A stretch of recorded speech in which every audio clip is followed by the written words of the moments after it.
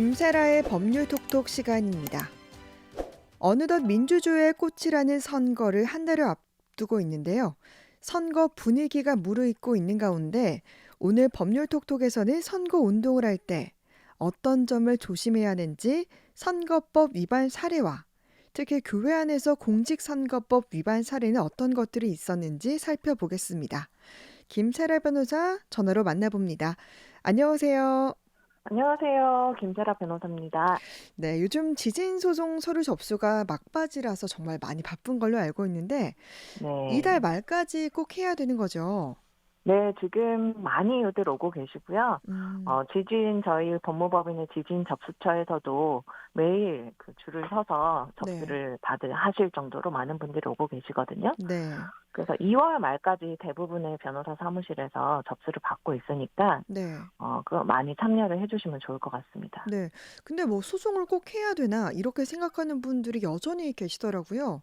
네. 네, 말씀드렸듯이, 특별법이나 일괄 배상 이런 것들 때문에, 안 하는 게 낫지 않냐, 이런 음, 질문들이 오는데, 네, 특별법이나 일괄 배상법이 제정되는 게 쉬운 일은 아니거든요. 그럴 네. 가능성이 전혀 없다고 볼 수는 없지만, 쉬운 일이 아니고, 그래서 안전하게 조금의 소송 음. 비용이 들기는 하지만, 안전하게 그 소송에 참여하시는 게 가장 좋으실 것 같아요. 네. 네. 안전하게 참여하는 게 좋겠다라는 얘기 전해드리고 오늘은 총선과 관련된 얘기를 준비하셨어요. 네. 뭐 청취자분들 중에 변호사가 선거와 무슨 관련이 있지 생각할 수도 음, 있는데 네. 지금 김세라 변호사는 선거관리위원으로도 활동하고 계시죠? 네, 맞습니다. 저는 포항시 북구 선거관리위원회에 소속돼 있는 위원이고요. 네. 지금 총선이라는 큰 선거를 앞두고 있는 만큼 위원회도 자주 열리고 있고, 선관위 직원들도 굉장히 바빠지고 있습니다. 네. 그리고 선관위에 가보면 벌써부터 이 공직선거법 위반 사례에 대한 것들이 많이 올라오고 음. 있어요. 그래서 그런 것들을 보면 아무래도 벌써부터 선거운동이나 관련된 일들이 많아지고 있다는 것이겠죠. 네. 뭐 지금쯤이면 많은 분들께서 지지하는 후보나 정당을 정하셨을 것도 같은데요. SNS 같은 곳이나 뭐 사람들이 모인 자리에서 특정 후보나 특정 정당을 지지하는 글을 올리거나 또 말을 하는 게 좀 자유롭게 가능한 거죠. 그럼요, 네. 어느 자리에서든지, 내가 지지하는 정당, 지지하는 후보자에 대해서 말하고 표현하는 것은 자유고요. 네. 이런 우리의 선거제도를 정하고 규율하는 법이 공직선거법이거든요. 네. 공직선거법에서는 원칙적으로 선거운동은 선거에서 당선되거나 되게 하지 못하게 하는 행동도 포함을 하는 겁니다. 음. 그러니까 당선되게 하거나 되지 못하게 하는 모든 행동, 이런 선거 운동들은 누구나 자유롭게 할 수 있다는 것이 원칙이에요. 네. 원칙적으로는 자유롭게 할 수 있지만 예외적으로 법으로 제한되는 선거 운동의 모습을 정하고 있는 것이죠. 네. 근데 가끔 이렇게 교회에서 예배를 드릴 때 네. 목회자가 설교를 통해서 정치적인 발언을 하는 경우가 좀 간혹 있거든요. 네. 그런 것도 이제 선거법 위반이 될 수 있다면서요. 네. 우리가 일반적으로 공무원 같은 경우는 정치적인 행동을 하거나 발언을 하는 것이 이제 안 된다고는 알고 있잖아요. 네. 그런데 사실 목회자와 같은 종교인도 그렇습니다. 실제 있었던 사례를 들어드릴게요. 네. 광주에서 한 대형 교회 담임 목사인 A 씨는 20대 대통령 선거가 있었던 2022년 1월이죠. 네. 교회 내에서 신도들에게 특정 후보에게 표를 줘서는 안 된다는 내용의 발언을 했습니다. 음. 이 목사는 그 신도들에게 이 후보가 당선되면 모두 감옥에 가고 죽을 것이라며 이 특정 후보의 말을 절대 믿어서는 안 되고 뽑으면 안 된다고 말한 음. 것이죠. 네. 하지만 이것은 공직선거법 위반의 범죄에 해당되어서 이 목회자는 벌금 150만 원을 음. 선고받았어요. 또 음. 서울의 한 교회 담임 목사의 경우도 있는데요. 이것은 2020년 총선 사례입니다. 네. 이 경우는 설교 중에 이 목회자가 교인들에게 특정 정당의 지지를 호소합니다. 음. 이 목사는 기독교도 교도인, 특정 후보가 이끄는 당이 있고 이 당에 투표해야 한다고 발언했는데요. 네.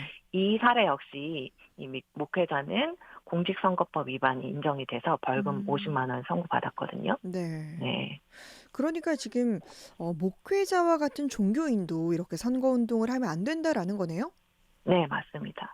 앞에서 사례로 든 목회자들이 형사 처벌을 막 받게 된 이유는 공직선거법 제85조 3항 때문입니다. 네. 이 법률 조항에서는 공무원의 정치 중립 의무와 함께 교직원, 종교인 등의 선거 운동에 대한 내용을 담고 있어요. 네. 공무원이나 교직원, 종교인이 직무상의 지위나 행위를 이용해 선거 운동을 해서는 안 된다는 것이고요. 음. 이를 어기면 3년 이하의 징역 또는 600만 원 이하의 벌금에 처해지게 됩니다. 네. 그렇다면 뭐 목회자나 전도사, 성당에는 신부, 사찰의 승려 같은 경우에는 이런 선거와 관련된 발언을 하면 안 되는 건지, 또 음. 주변에서 많은 목회자들이 게시글을 올리거나 정치적 집회에 참석하거나 하는 경우도 있는데, 이런 경우가 모두 범죄 행위에 해당되는 겁니까? 그렇지는 않습니다. 종교인이라고 해서 개인적인 영역에서 정치적 발언, 선거 운동을 하는 것을 모두 금지하는 것은 아니고요. 네. 아까 말씀드린 법 조문상에 기재가 되어 있듯이 직무상의 지위나 행위를 이용해서 선거 운동을 하면 음. 안 된다는 것이에요. 음.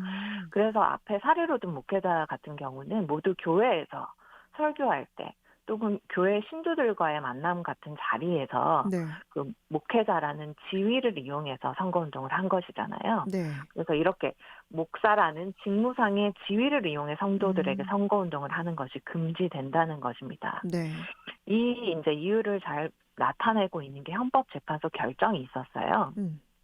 그러니까 이 사건에서 해당 목회자들이 형사처벌을 받은 목회자들이 이 공직선거법 규정이 헌법상 보장되는 표현의 자유를 지나치게 제한한다고 하면서 헌법소원 심판을 청구했거든요. 예. 그런데 여기서는 표현의 자유를 지나치게 해하지 않는다. 합헌이다라는 합헌 결정을 헌법재판소가 내렸어요. 예. 그 이유를 보면 목회자가 종교적 신념을 공유하는 신도들에게 특정 후보 정당의 지지 또는 반대를 끌어내려는 행위는 정치적 의사를 왜곡시킬 우려가 있다라고 했고요. 네. 또 정치와 종교가 부당한 이해관계로 결합하는 부작용을 방지함으로써 달성되는 공익이 크기 때문에 이 해당 공직선거법 조항은 표현의 자유를 침해하지 음. 않는다라고 판단했습니다. 그렇군요. 근데 또 보니까 이 종교인 공무원과 함께 교직원도 직무상 선거운동을 할 수 없다라고 하던데 그러면 교사도 마찬가지겠네요? 그렇죠. 예, 교사는 공무원은 아니거든요. 네. 하지만 역시 공직선거법 85조에서 교직원도 선거운동할 수 음. 없게 되어 있었잖아요. 네. 교직원에는 해당하기 때문에 학교에서 그 음. 교사라는 지위와 직무를 이용해서는 선거운동을 하면 안 됩니다. 음. 그러면 지금 만 18세부터 이제 투표권이 있잖아요. 네. 그러면 후보자가 직접 고등학교를 방문해서 네. 선거 운동을 하는 거, 뭐 이런 건 어때요? 그렇죠. 지금은 고등학생도 투표권이 생겼잖아요. 네. 선거 가는 연령이 만 18세거든요. 음. 성인이 되는 거는 만 19세가 되면 성인이 되는데 네. 이제 첫 투표권을 갖게 되는 거는 만 18세부터이기 때문에 네. 지금 대부분의 고3 학생들이 이번 총선에서 투표권을 행사하게 될 거거든요. 음. 그래서 선거운동 기간에 유독 국회의원 후보자들이 고등학교를 방문해서 네. 선거운동을 하는 경우도 있어요. 음. 네, 이런 경우에는 공개된 장소에 해당하는 학교 운동장이나 등 음. 학교길의 도로에서의 선거운동은 가능한데, 네. 만약에 그 교실을 직접 찾아가서 후보자가 아. 선거운동을 하는 것은 불가능합니다. 그렇군요. 네, 그러면 그 이유가 역시 네. 공직선거법에서 뭐 제한하고 있기 때문인가요? 네, 맞습니다. 공직선거법이 선거운동의 이런 모습들도 많이 이렇게 제한을 두고 있거든요. 네. 마음대로 할 수 있게 하고 있진 않아요. 음. 그래서 선거운동의 이제 허용되는 방식을 보면 선거운동을 할 때 호별 방문을 금지하고 있어요. 집집마다 음. 찾아다니거나 하는 거 있죠. 아. 방문하는 거. 예. 그런 것들은 허용되지 않는 선거운동이기 때문에 네. 교실에 방문하는 것은 이 호별 방문이 되어서 아. 금지되는 것이고요.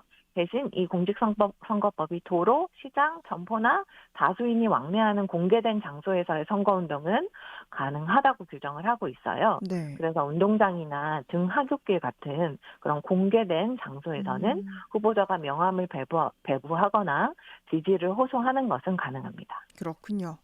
오늘 법률 똑똑에서는 이 선거와 관련된 법률 정보 살펴봤습니다. 김사라 변호사였습니다. 고맙습니다. 감사합니다.